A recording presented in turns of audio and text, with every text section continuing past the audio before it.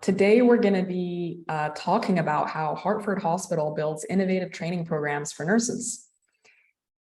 My name is Iman Abu Zaid. I am an MD by background, and I'm the CEO and co-founder of Incredible Health, which is the fastest growing career marketplace for permanent healthcare workers.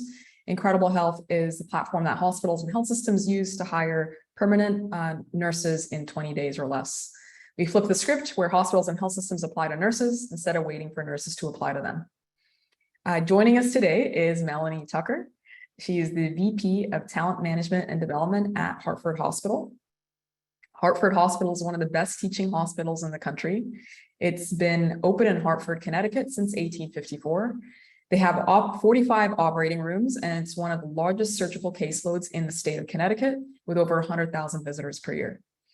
It's also recognized as one of the best maternity hospitals by Newsweek, and it's received multiple excellence awards from Healthgrades for cardiac care, neurosciences, pulmonary, orthopedics, GI, and critical care. Melanie has been an HR leader in a variety of industries, including healthcare, manufacturing, and engineering services in publicly traded, privately held, and nonprofit sectors. Melanie has extensive experiences in leading global HR functions, developing and implementing talent management and development strategies that are simple and scalable and designed to make sure the business has the right talent in the right place at the right time.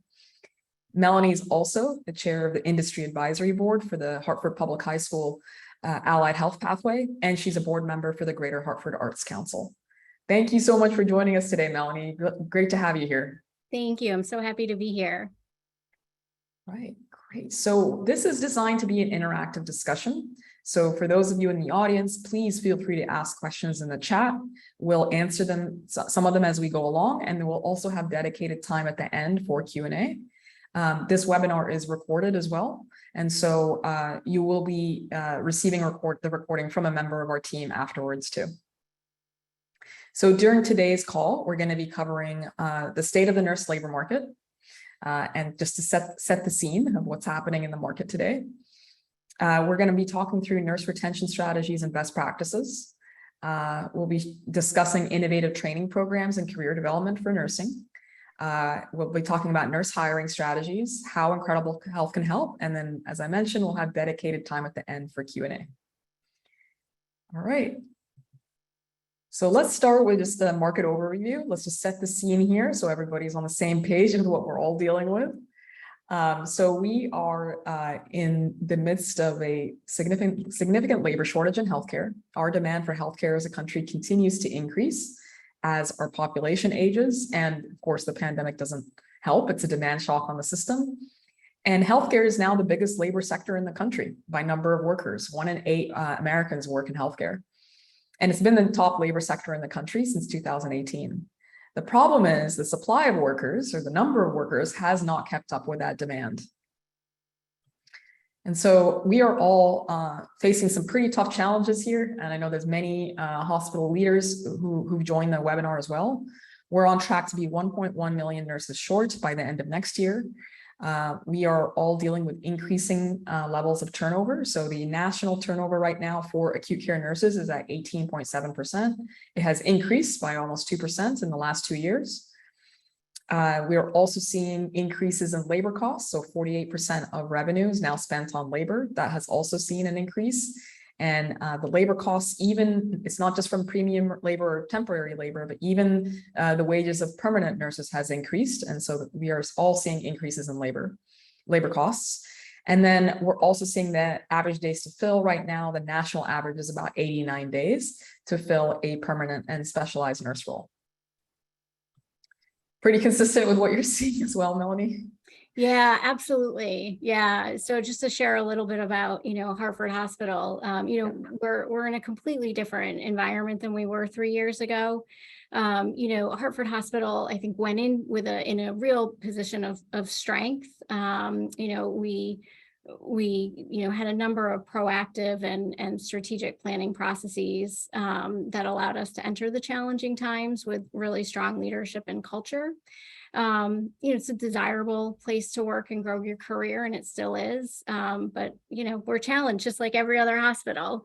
There's not enough nurses, as you articulately said, and, retention, is a challenge, and it becomes a vicious cycle. And, like many others, our turnover is around 18%, which is significantly higher. Yep. Absolutely. Absolutely. So Melanie, we'd love to hear a little more about can you just give us an insight or overview of what's happening with nurse hiring and retention at Hartford Hospital? And then we'll go into specific areas in more depth. Yeah, sure. So let me share a little bit, about sort of our overall strategy. We have a real strong focus on culture, wellness, safety, career development, and engagement. Our operating model really guides how we work, ensuring we are a high reliability organization with rigorous follow-up and follow-through. Every single day starts with a safety meeting, and that is a cross-functional meeting, and it truly grounds our staff on why we're all here. Those messages are taken back and they are disseminated, through the units and teams in the daily huddles. We also have our leadership behaviors, and that's really the core of our culture and ensures that we model the behaviors that demonstrate a commitment to continuous improvement. We measure how we're doing through our engagement surveys, which provide a lot of great data and insight. Leaders are really expected to share the results and take action on those insights, and we monitor that. Got it. Okay. So many of the leaders today have joined the call to just learn your strategies, learn your tactics, and what's working or what's not working at Hartford. So just going into a little bit more detail, can you give us an example of the feedback from one of the engagement surveys? Oh, absolutely. Yeah, one of the common things we tend to hear is, I don't feel recognized. Mm-hmm. And some of the actions that we might take is we do build recognition into our daily huddles, and we start every single meeting with recognition, and that is every meeting at all levels throughout the organization. We recently launched a recognition platform that enables our colleagues to recognize each other in real time, and that's available via mobile app and online. Fundamentally though, I think, it's important really to understand what recognition means to each individual as an individual. And so we ask that our managers really engage in that conversation with their colleagues and then try to deliver on that. I think what's also really challenging, especially in these times, is our managers, especially frontline managers, are so very busy. And sometimes you just get so busy, you forget to say thank you. And so even just taking that pause to say thank you becomes really important. Got it. Okay. So, there was already a question that came through from April. Her question was who regularly attends the safety meetings that you mentioned? Yeah, so it is truly cross-functional. Mm-hmm. So when you think about all the functions across the hospital, from providers to nursing to all of the support staff, that really support that. And when I say managers, different nursing unit managers, they all support it. So it's typically at a manager and above, and then they take that back to, to their teams. But it is a true cross-functional across the entire hospital.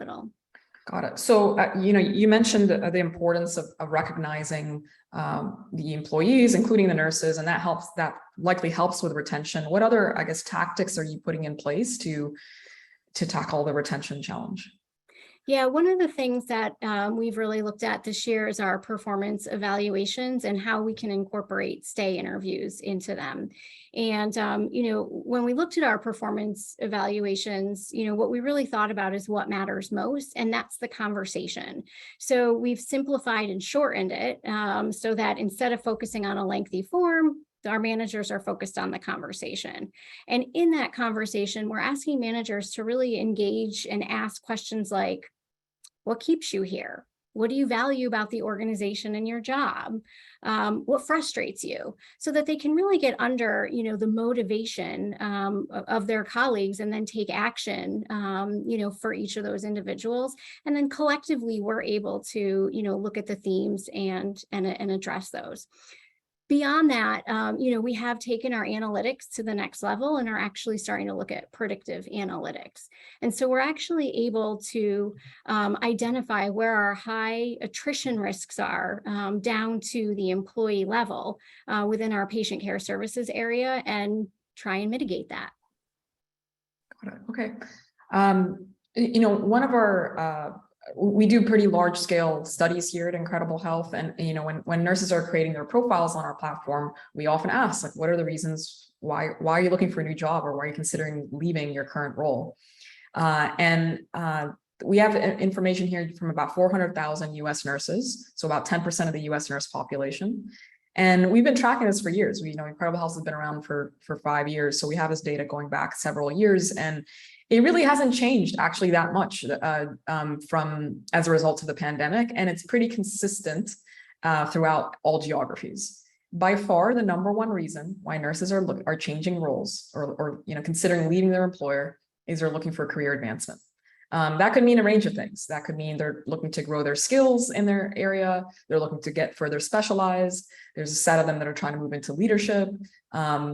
Some are looking for cross training and so on. By far, that's like the number one reason.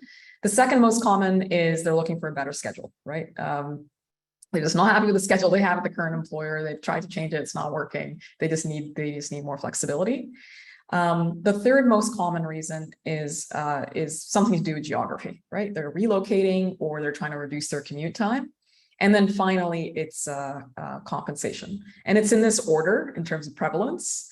I think we interact with a lot of nursing and HR leaders, and there's a lot of focus on the compensation piece sometimes, but like there's the teams that are really putting in place strategies and tactics to tackle, especially number 1 and 2, tend to be able to hire more and have better retention.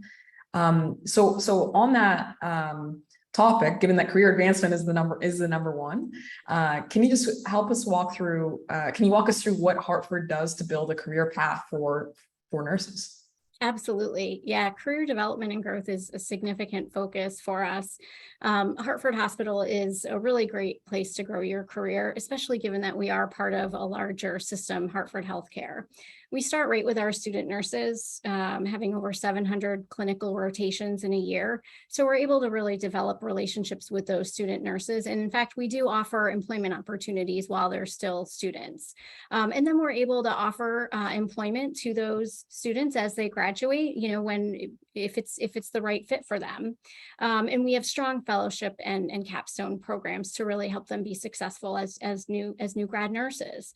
We have a number of pipeline programs that allow our nurses to develop specialty areas such as critical care and peri-op. In fact, over 80% of our specialty nurse vacancies are actually filled internally. The team has actually done a great job at really developing and documenting career pathways for our nursing profession, whether it's a bedside ladder or into leadership or into other types of nursing professions, be it education, quality and safety, or even something like patient experience. There's just, there's so many ways to grow a meaningful career here. And I would also say, we are working with local educational institutions to build programs to really help colleagues expand and develop, their educational opportunities. So, for example, a nursing assistant, could go back to school to get an ASN and then an ASN to a BSN. We offer tuition reimbursement both at full-time and part-time levels, and working with the schools to perhaps offer discounts between the discount and tuition. Our goal is really to help make education affordable for our colleagues because it is so often a barrier. Okay, got it. Look, it sounds like your team's being very intentional about the career pathways for nurses. And it sounds like you're thinking about it also just for every stage of the career. So you talked about the new graduates, you talked about the experienced nurses being able to move internally. and the documented pathways. I think a lot of teams don't have career pathways documented yet for nurses. Great. And then how about the topic of scheduling, right? That's the second most common reason why nurses are changing jobs or looking for more flexible schedules. Yeah, this is always a Life. challenging one, right? Yeah. Especially in a hospital when it's 24/7 and all the shifts need to be filled. I don't think there's a magic formula here. Well, if there is, we certainly haven't found it. And our colleagues do want work-life balance, right? And so trying to find that happy medium, it can be very challenging. We do offer our colleagues an opportunity to sign up for their preferred shifts, in 6-week blocks well in advance. So that does allow them an opportunity to plan ahead. We have different shift opportunities, 8-hour, 12-hour, and then nights, days, weekend only types of options.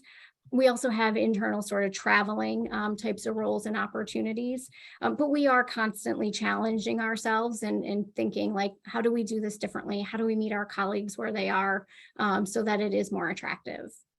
Okay, so I suspect that the relationship between HR and nursing, the leaders in particular, is strong. That's not always the case.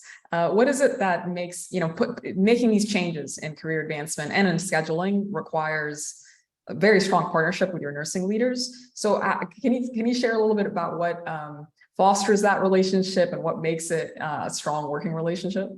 Yeah, we do have a strong relationship. Yeah. We partner really well. I think, HR, me and my team, at the end of the day, we are here to make them successful. And, there's a lot of hats we wear within HR, but that's really what we do, right? Is we're here to make them successful. And I think that they know that. And so they are, they're very open to partnering with us. They come to us for a myriad of reasons. I think we're very good listeners. And, and I think, and we come to them with solutions, not just problems. But we're also, really open to sort of having a collaborative dialogue and coming up with what is the best solution, right? So it's not just sort of like, well, we think this is the solution, hard stop. It is a very collaborative type of partnership. And I would say my team works very close with their managers. I mean, they are always, on the floor, working with colleagues and managers, so there is a close relationship. Okay, that's awesome. And then you mentioned, earlier the relationship with your local educational colleges and institutions. Can you just describe that relationship a little bit more? How do you foster it and, what you get out of it? Yeah. So we've had some longstanding relationships with a number of institutions like University of Connecticut and Capital Community College. Most recently, we announced a strategic partnership with Quinnipiac University. But we partner together essentially to build future talent pipelines, working together to provide opportunities for the students for rotations and internships and job shadowing. And we have a number of professionals within Hartford Hospital that actually teach at local Connecticut schools. But our goal is really to make education and developing a career as accessible as possible. Okay, and how did you set up, these relationships? Let's take the most recent one that you set up. Like how did that relationship start? What was the process? Yeah, so with QU, Hartford Healthcare has had a long-standing relationship with, the medical group. And so, I think it's been a very positive working relationship. And so really it was, boy, we could really build off this and it could be a win-win in so many ways. And so how do we, really take the strengths of QU and the strengths of Hartford Healthcare and make something really powerful? And so, so when the decision was to build the relationship, it was really around, 3 core areas. One, redefining healthcare education. So how do we do that as a partnership? Because obviously you have this really strong academic institution, but then you also have, people that are working in industry every single day. So bringing that together is, quite the synergy. 2, developing and growing the talent pipeline. obviously being an educational institution, you want your students to have opportunities, and being an employer, we want the talent pipeline. So that's a great, win-win for both. And 3, providing QU with health and wellness services. So it's been a real game-changing partnership for us.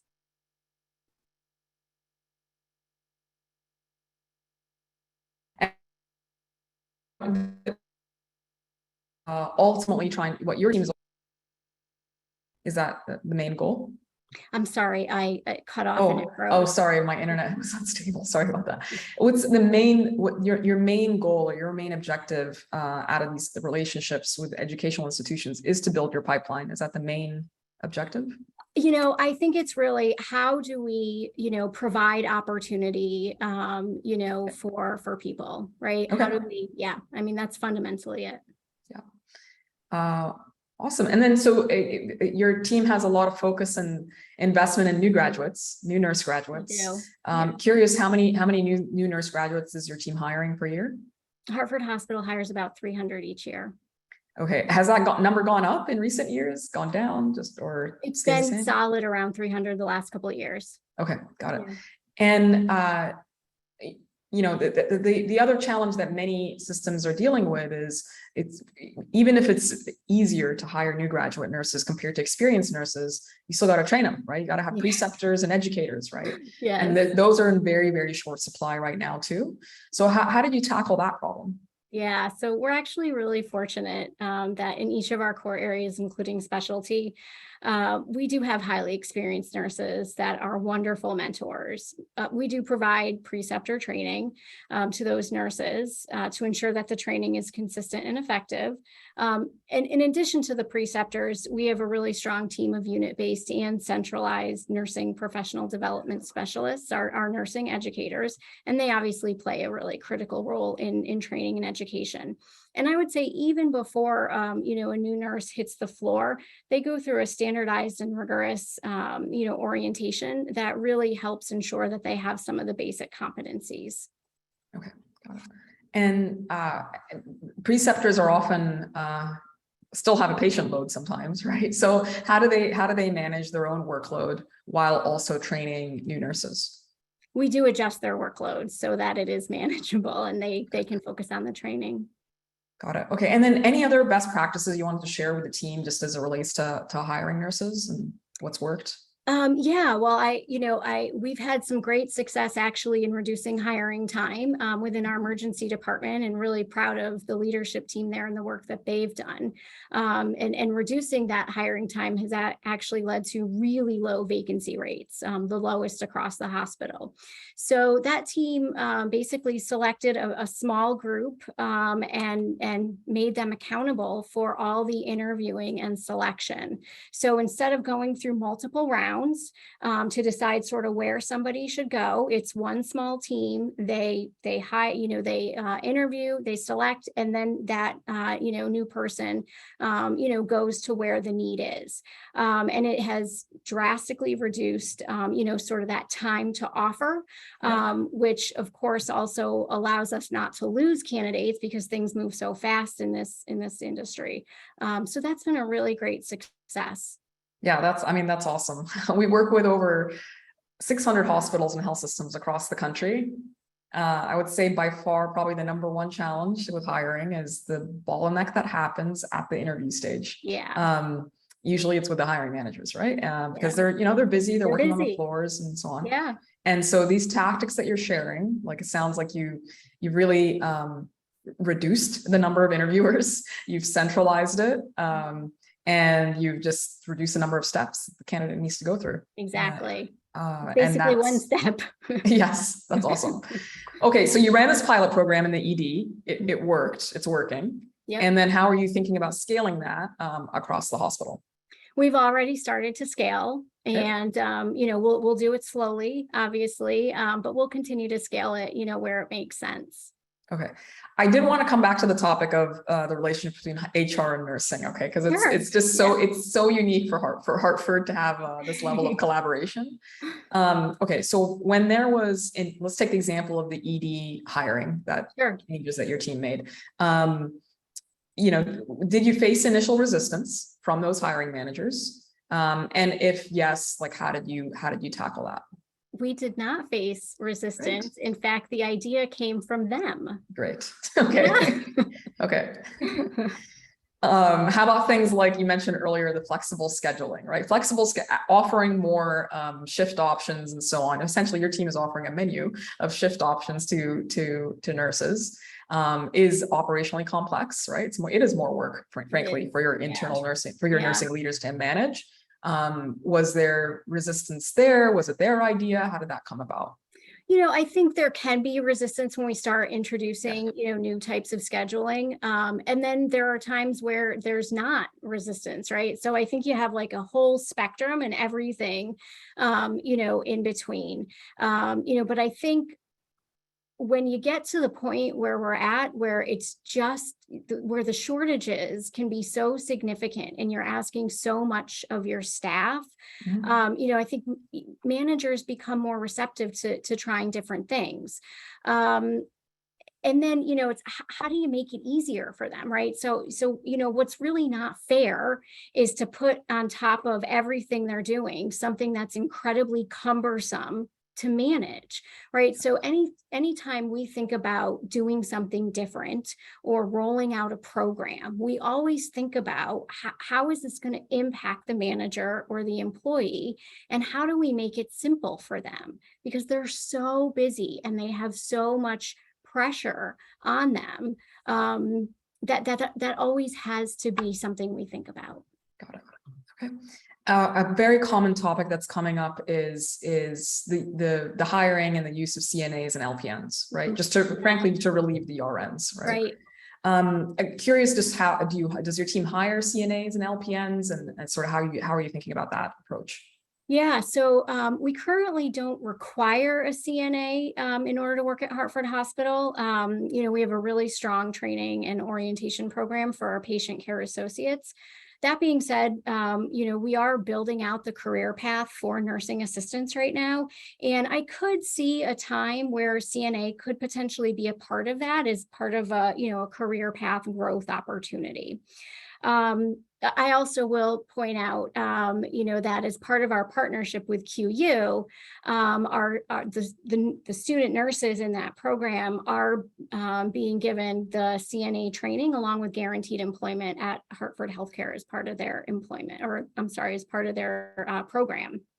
Regarding LPNs, we have them in a few focused areas that have allowed us to optimize their skills and strengths, but not broadly.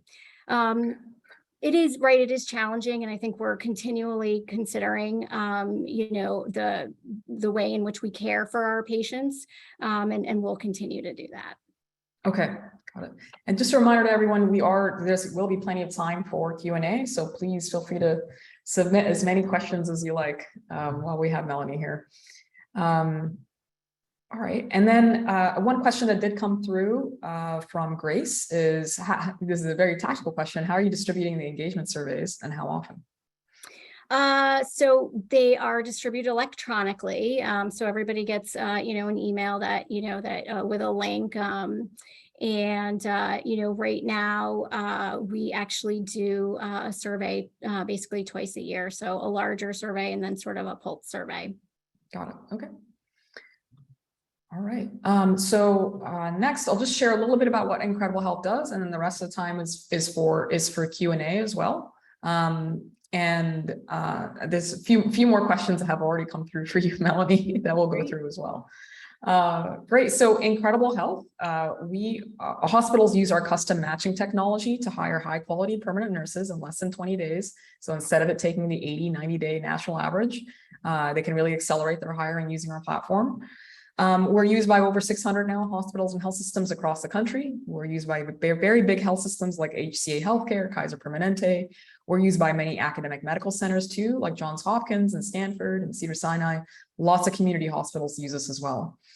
In terms of what we do, there's a few unique things about Incredible Health that differentiate us and drive the success here. So first, the employers apply to the talent instead of waiting for the talent to apply to them. As you can imagine, the nurses absolutely love that experience because they create a profile, they sit back and relax. They might hear from Hartford Hospital, from Yale, from others in that area. And the nurse gets to choose which interviews to accept and which ones to decline. We've also automated the screening of the talent. So we're verifying their preferences, licenses, experiences, and so on. And so we're serving up very high quality supply. And then we also create custom matching algorithms for every single employer that we work with. So let's say a nurse recruiter on Melanie's team logs in. They don't really want to see 167 nurses. They need to see the 14, 15 that are the right fit for the roles that they're looking for at that time.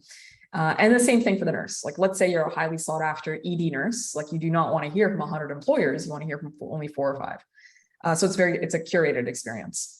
And then finally, data analytics. HR leaders, nursing leaders, they love our data analytics because they can see the speed, how many days is talent spending in each step of the process. They can see utilization. They can see benchmarks anonymized with their competition. So programs like the ED pilot program that Melanie discussed earlier that would show up in our data and saying like, hey, this program they're definitely accelerating speed and accelerating hires.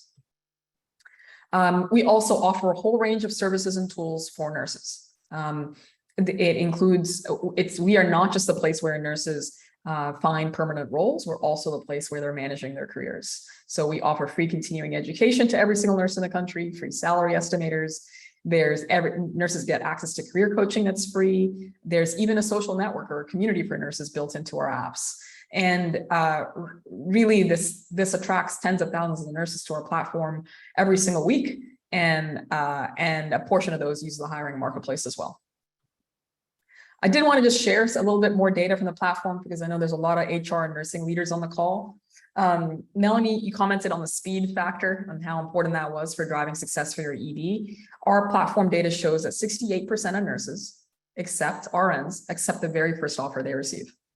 And 61% of nurses accept their very first offer, even if the second and third offer has higher compensation.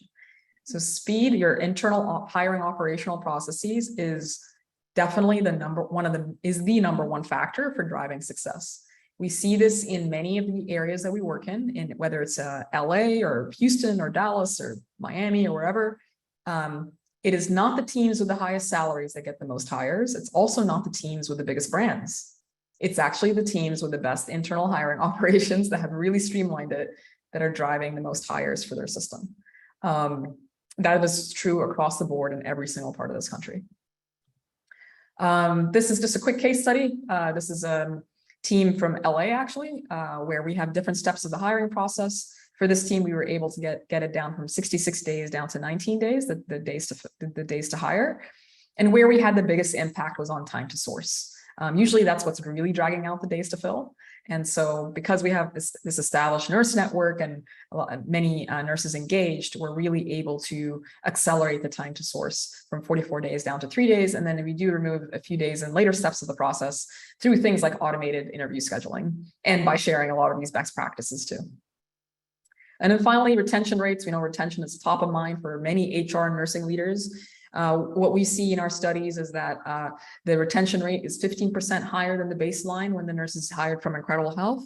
That is because of the algorithms and the way the nurses are able to consider multiple opportunities before selecting your health system. So this is a very well thought out job search, not just taking the first thing they can get. And so that's yielding higher retention. And then finally, this is how we work together with different systems. This is actually a slide from the Stanford team. These are the different steps in the hiring process. This is a true collaboration. It's a partnership.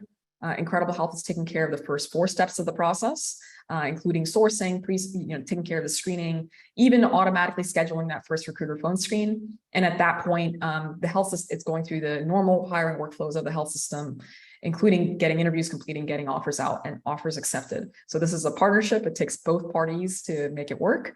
And really, this is a very new model in talent acquisition where, earlier, Melanie, you were talking about how RNs need to free up their time, maybe with the use of CNAs and LPNs, but the same is true for our recruiters that are working in-house, right? We need to save their time for engaging with candidates and building relationships with their hiring managers, we need to take off some of this administrative work to be handled by software. And that really, nurse recruiters are extremely busy these days. Your average nurse recruiter is trying to fill 100 jobs at any given time. All right, let's do some Q&A. We've got lots of time for that. Okay, let's go through. So you mentioned the setup of your internal travel agency. So what this means, like, just so everybody knows what we're talking about here, this is and it's like a souped up float pool, right? Yeah. where you're able to offer higher pay to the nurses in exchange for more flexibility. It means that they need to be open to multiple shifts and multiple locations and multiple units and so on. Love to hear, like, how did that come about, and what, how's that going? Well, so I can't answer how it came about because it predates me. Okay. It's been around for a long time.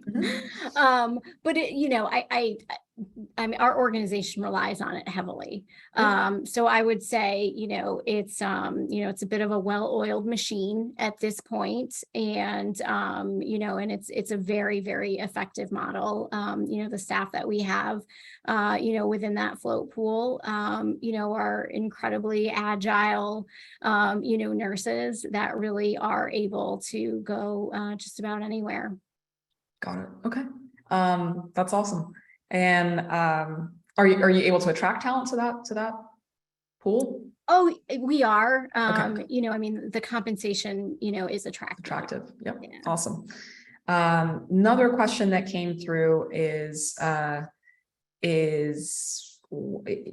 you comment on the career path? You mentioned how nurses can they can move to safety and quality, they can move to education and so on. There's a specific question about what's the career path for nurses that want to go into patient experience. Patient experience, yeah. So I think, we obviously have special or specific requirements for nursing education, and we would work with each individual to help them be able to achieve what their aspirations are, based on whether it is patient experience. So there's so many opportunities to work on projects and on committees, shadow a patient experience individual. So if that's the aspiration of somebody, we can help support that. Got it. Okay. Just a reminder to everyone, feel free to ask as many questions as you like. And then we also have an email, questions@incrediblehealth.com. So if you think of something even after the webinar is over, we'll be able to get you the answers as well. And then Danny also shared our request to demo information in the chat. If you want to find out, even if you wanted to schedule a consultative call with Incredible Health, happy to set that up for anyone on the call as well. All right, more questions. So I'm not sure if this question was for me or for you, Melanie, so we'll both answer it. Okay. And it's like, do you take nurse practitioner profiles, right? So Incredible Health, yeah, absolutely. We support both RNs and NPs in every specialty, in whether they're staff nurses or nurse managers as well. And so yes, definitely support NPs and RNs. Melanie, curious, does your team hire nurse practitioners too? We do. You do. Yes. Okay, awesome. Okay, this question was about your preceptors. Remember, we talked about your preceptors and educators earlier.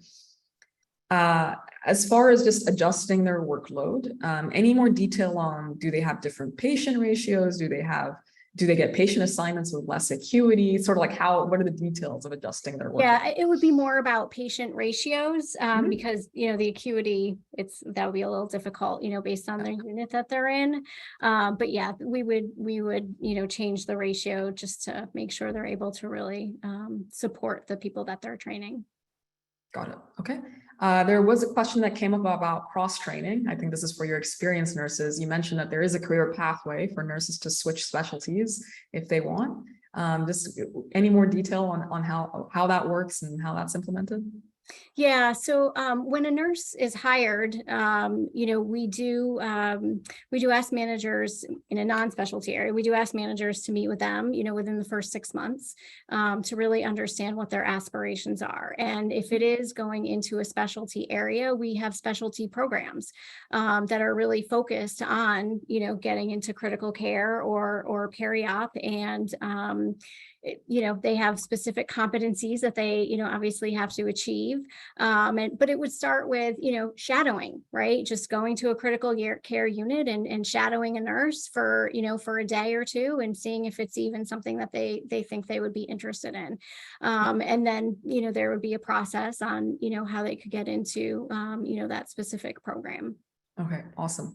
We're gonna keep going with questions like popcorn style. just keep going.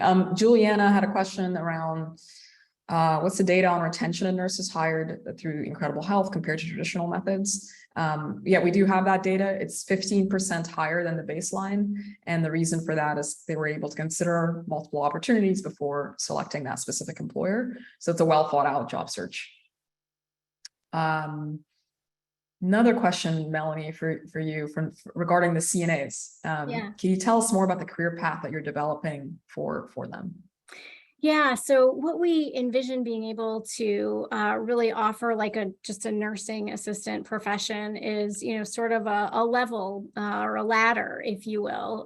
We have that in nursing, but being able to come in, maybe with no experience and getting trained, and then being able to sort of work your way up a ladder based on your experience. Perhaps getting a CNA training would allow you to achieve higher up in the ladder.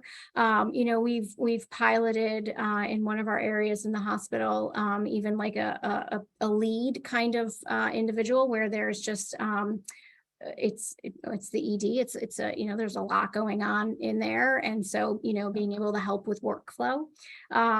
So yeah, that's what we envision being able to do. Awesome. And then thank you, Tatiana, for the question. It's a great question. Question from Laura. What is, we talked about flexible scheduling earlier, right? What does that look like, and what tools, are being used internally to support the department leaders with managing flexible schedules? Well, we do use an electronic tool for scheduling, and then we have a centralized scheduling team that helps manage all of the hospital nursing schedules. So they provide direct support to to our managers, and are sort of dealing with like the day-to-day, like this person called out, or sort of managing that. Got it. Okay. A question came through about how you're exposing the nursing career to high school students and young adults. Yeah. That's a great question. So we have some relationships with a number of high schools.